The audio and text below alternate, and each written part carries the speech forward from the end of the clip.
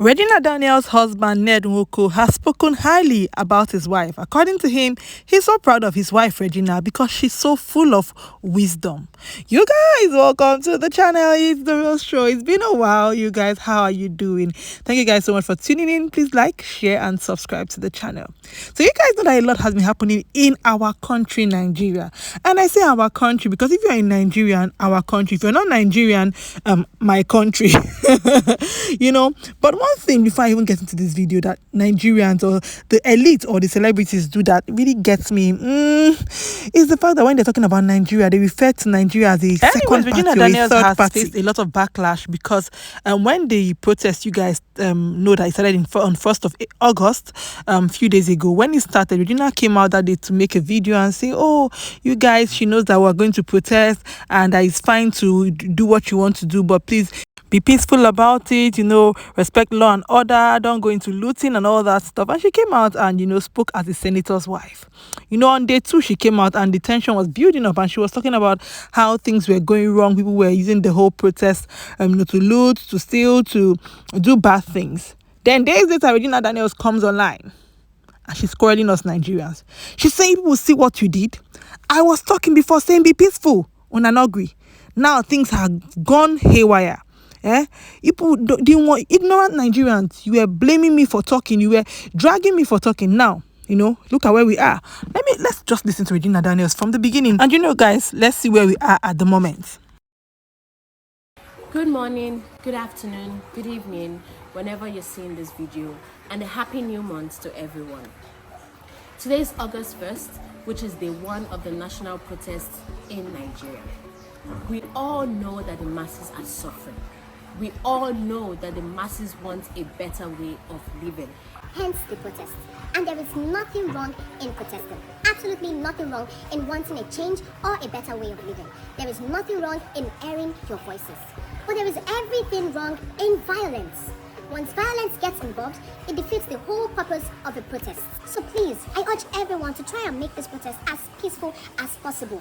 So that was day 1, and you guys heard Regina advising the masses, and you guys have an issue with that. Now I'm Nigerian, I live in Nigeria. If I want to talk about Nigeria, I will not say, Nigerians. That's, I don't know how to put it, but the masses, that's like the masses are suffering. That means we're not suffering. If I want to talk about Nigeria now, you guys, I would say we are suffering. We are facing the brunt of the terrible economy. Things are so expensive. We can barely afford to buy food without breaking the bank these days. I will not say, I know that Nigerians cannot buy food now without breaking the bank.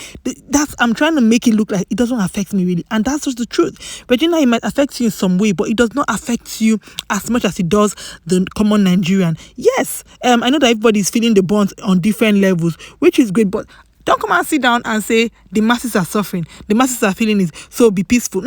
When people want to protest, see, people that are hungry don't care about their life. You don't know that? When they say a hungry man is an angry man, you think it's a joke? A man that cannot afford to feed knows that one day his life will end. So he doesn't care if it's the protest that is going to be the end of his life. At least he fought for his stomach. He fought for his life. And if it didn't work, so be it. It is day 2 of the national protest in Nigeria. Everyone is frustrated nationwide with justified reasons. And something needs to be done to ease the hearts of the people, to avoid further loss of lives and properties. Nigeria is not a one-man's land. Hence, it is not a one-man's problem. Nigeria can only be fixed by the collective efforts of everyone in the government, ranging from the president, the governors, the senators, the House of Reps members, the House of Assembly members, down to local government chairmen and councillors. I say this with all meekness and humility of heart. Nigerian elites, they don't understand it yet because these people still have time to sit down and be saying Nigeria can be fixed when the president... Listen, address the president. Y'all are closer to him. Y'all are closer to the governor. So why are you putting the seat and sitting down to talk to Nigerians? I'm sure your husband has more access to Tinubu or to president than we do. So there's no point of putting a seat and sitting down to address Nigerians. We are not asking for too much. You guys, if you follow this protest, people are just really asking, in fact, first things first, let people be able to afford food. And like I said, Regina, this is not your problem. Food is not your problem because you guys remember just a few days ago before this protest, Regina was showing us the gold that she bought. I'm not saying that you cannot buy gold if you have the money for it, but I'm just trying to say that you see that food, Regina, is not your problem. You can afford gold. So what is food? But there are those who cannot buy a loaf of bread because that is almost 2,000 naira for one loaf. Anyways, the protest got heated and people were looting and all that. So Regina is angry. She's angry that she told us that this thing is going to get like this. We should not, we should be peaceful. And now we have started. And Nigerians, people are now misbehaving and you are protesting and you are looting. So you guys, should they quarrel us? You see what is happening in the north? Hoisting the Russian flag. Is that what we want? Mind you, whatever happens in the north can get to you.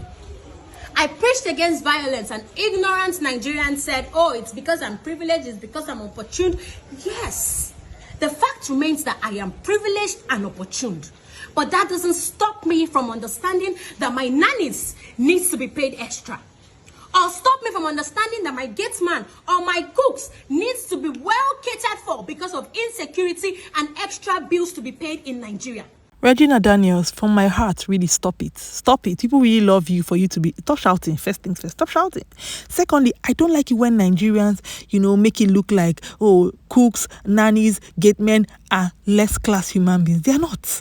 It's only in Nigeria that we pay them peanuts, so we think that they are lower grade people. If you are abroad, you know that if somebody of Regina Daniels' class has a nanny, you know that nanny is a trained nanny who is earning so well because they are catering to children of the elite. You know that these nannies make a decent sum as their take-home monthly. But it's only in Nigeria you think that your nanny is, one broke person and I need to pay my nanny well. I need to pay my gate man well. People that are taking care of your children. And you're supposed to be an elite. Anyways, that's not it. I want to talk about her saying that whatever happens in the north. See, is it today that things are happening in the north? If you're a Nigerian, you know.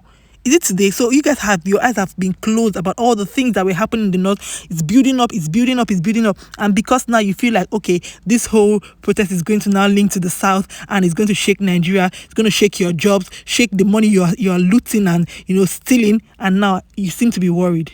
And they're now shouting at us that she warned us, but ignorant Nigerians refuse to listen. Regina Daniels. Not in my eyes, don't go see for this Nigeria. But you guys, let me know your thoughts as in the comment section, because her husband has come out to say that she's full of wisdom and that she's wise, and that is why she can talk on these matters and present it to Nigerians the way that she has, and that he's very proud of his baby girl. You guys, anyways, now her husband, he's free to say all the good things he wants to say about his wife. But you guys, I feel like, Regina, this whole thing you did was unnecessary. And in fact, this last video was the most annoying because you did quarrel us. Not to want to go see Tinubu, you do this one. This is all APC's fault anyways, because look at Nigerians were busy feeding themselves, taking care of themselves, for years and years, and now people can barely buy a loaf of bread. Let's not even talk about a bag of rice. Oh, sorry, they are sharing rice. They are sharing rice, and rice seems to be the solution of all the problems that we have in Nigeria. You guys, share your thoughts with me in the comment section. I want to know what you think. Do you think that Regina Daniels was saying what she needed to say, or do you think that she's been slightly insensitive to the plight of the real Nigerians? Because, like you said, she's privileged, and what's the other English she spoke? She's opportune, so she doesn't know that she was spending 50,000 naira on bread. Last year she's now spending almost 200,000 naira on bread 1 year later. She doesn't know that she's privileged and opportune. Share your thoughts, guys, with me in the comment section. It's the real show. Thank you for watching.